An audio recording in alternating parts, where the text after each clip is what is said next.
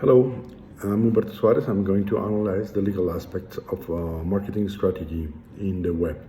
The case established that they are going to put out like a marketplace in the web, and there are many companies involved with many different products for different kind of clients.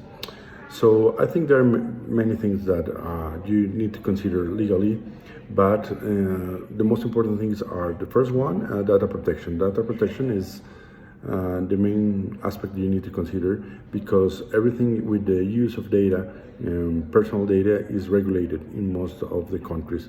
So you need to take in consideration which countries are you going to cover with your services or your products, and in that case, just to check how in every country this aspect of is regulated. Most of the time, it's very similar, but there are some differences that you need to consider.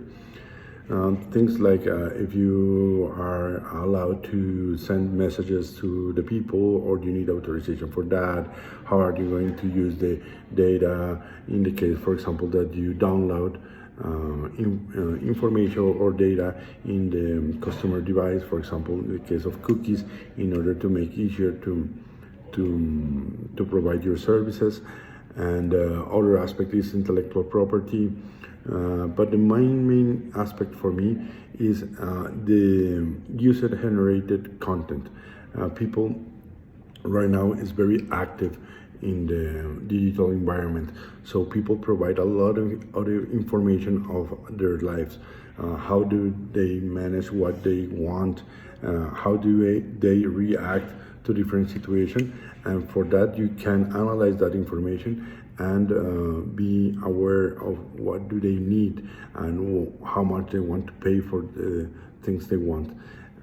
So when you establish a marketing strategy, you put a marketplace and people start to travel around the marketplace. So this is an information that is very relevant for the marketing strategy. So you need to be aware that you are allowed to use that information that is generated by the user in order to provide better services for you and for your customer. Of course, you can anticipate for their needs if you analyze that kind of information.